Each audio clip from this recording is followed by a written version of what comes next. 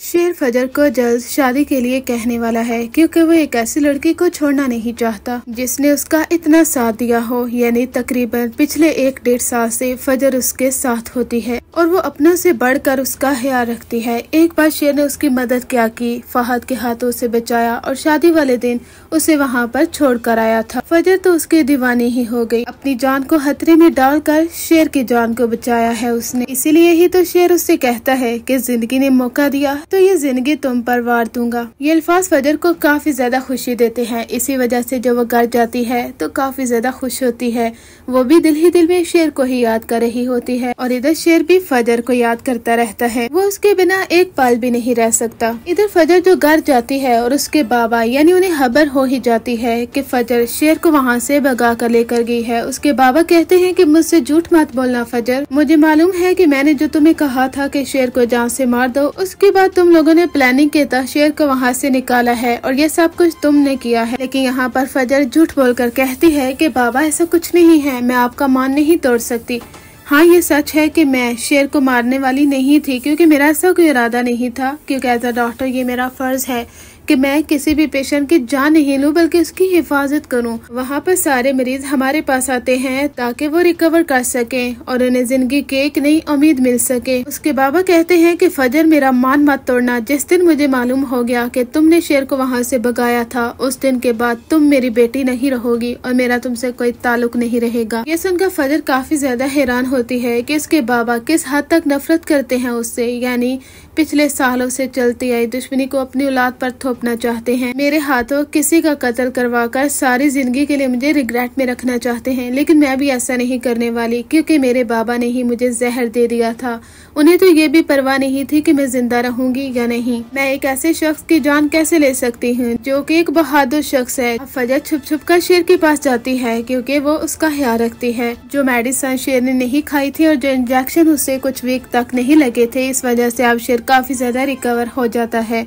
काफी बार उसे दर्द महसूस होता है और फजर उसे कोई इंजेक्शन लगाती है जिसकी वजह से वो हील होता है और बाजू का शेर उसका हाथ भी पकड़ लेता है। यहाँ पर इन दोनों का रिलेशनशिप काफी ज्यादा स्ट्रॉन्ग होता है। यानी उसका फजर का हाथ पकड़ना और फिर बार बार फजर का उसे तसल्ली देना, उसे हील करना, ये सारी चीजें फजर और शेर को एक दूसरे के बहुत करीब ले आती हैं। यानी इसी वजह से ही शेर फजर के साथ शादी करने के बारे में सोच लेता है। वो कहता है कि जिंदगी का हम सफर फजर को ही होना चाहिए, मैं फजर को किसी भी कीमत पर छोड़ना नहीं चाहता। इसी वजह से ही वो फजर से कहता है कि फजर वक्त आ चुका है मेरा भी यहाँ से जाने का, लेकिन जाने से पहले मैं तुम्हें कुछ कहना चाहता हूँ। फजर कहती है कि आखिर क्या? वो उसे कह देता है कि मैं तुम्हारे साथ शादी करना चाहता हूँ। ये सुनकर फजर काफी ज्यादा हैरान होती है। वो कहती है कि अगर तुम्हें मुझसे हमदर्दी हो रही है तो एक बात याद रखना, एज अ डॉक्टर ये मेरा फर्ज था, इसी वजह से ही मैंने तुम्हारी केयर की है। लेकिन शेर कहता है कि तुमने अपनों से बढ़कर किया है। ये जो वक्त है ना फजर,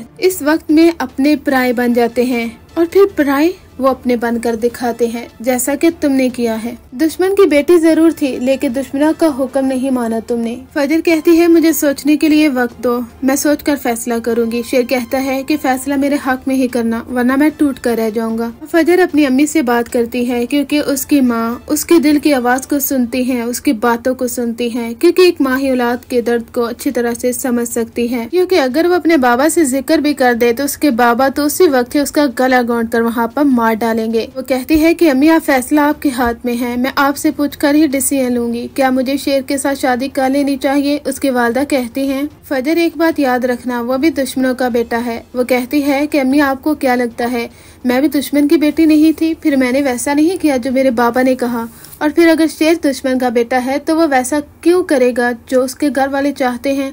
आपको अभी भी अंदाजा नहीं हुआ जब उसने फहद के हाथों मेरी जान बचाई थी, जब हमारी ही दहलीज पर वो हमें छोड़ कर गया था? इन सब बातों के बाद कोई शक की गुंजाइश नहीं बाकी बचती। वो उसकी अम्मी कहती हैं कि बिल्कुल सही कह रही हो फजर, मेरा भी फैसला यही है कि तुम शेर के साथ शादी कर लो। वैसे भी उस दिन जो रिश्ता आया था और हम होटल में गए थे, वहाँ पर जो रिजेक्शन तुम्हें मिली थी, उसके बाद मुझे तो ऐसा ही लगता है कि हर कोई तुम्हारे पास्ट को देखकर तुमसे शादी करने से इनकार कर देगा। फजर कहती है कि बिल्कुल अम्मी ऐसा ही है, क्योंकि माशरे में लोग हमें जीने नहीं देते। वो गलती जो मैंने की है वो लोग मरते दम तक नहीं भूलेंगे और उसका ताना सारी जिंदगी मेरा पीछा नहीं छोड़ने वाला। ये शेर ही है जिसके साथ अगर मैं शादी कर लूंगी तो शायद मेरी जिंदगी संवर सकती है। क्योंकि शेर को ऐसी बातों से फर्क नहीं पड़ता कि मैं उसके कजन के साथ शादी वाले दिन भाग कर चली गई थी। हालांकि वो तो मुझे इस दहलीज पर वापस छोड़ने के लिए आया था। अभी आखिर मैं फैसला करने जा रही हूँ शेर के साथ शादी करने का। आखिर वो दिन आ ही जाता है जब फजर शेर के पास आती है और कहती है कि मैं तुम्हारा साथ सारी जिंदगी के लिए थामने के लिए तैयार हूँ शेर। ये सुनकर शेर काफी ज्यादा खुश होता है। शेर कहता है कि जिंदगी में कभी भी ऐसा कोई दिन नहीं आएगा जिस दिन तुम्हारी आंखों में एक आंसू भी आए। दुनिया की सारी खुशियाँ तुम्हारे कदमों में लाकर रख दूंगा और जिंदगी ने अगर मौका दिया तो ये जिंदगी भी तुम पर वार दूंगा। ये अल्फाज तो फजर को हैरान करके रख देंगे और ऐसा ही होने वाला है, क्योंकि शेर एक ऐसी लड़की को कभी भी दुख नहीं देगा और न ही उसकी आंख में आंसू आने देगा जिस लड़की ने उसको जिंदगी की एक नई उम्मीद देने के लिए अपनी जान की बाजी तक लगा दी। यानी वो मरने को तैयार थी। उसने कहा था कि शेर मेरी जान चली जाए लेकिन तुम्हारी जान किसी को लेने नहीं दूंगी। ये वो अल्फाज थे फजर के जिसकी वजह से शेर अभी तक मुतासिर है। आगे जाकर इन दोनों की शादी भी हो जाती है, जहाँ पर आपको दिखाया जाता है कि फजर और शेर काफी ज्यादा खुश होते हैं।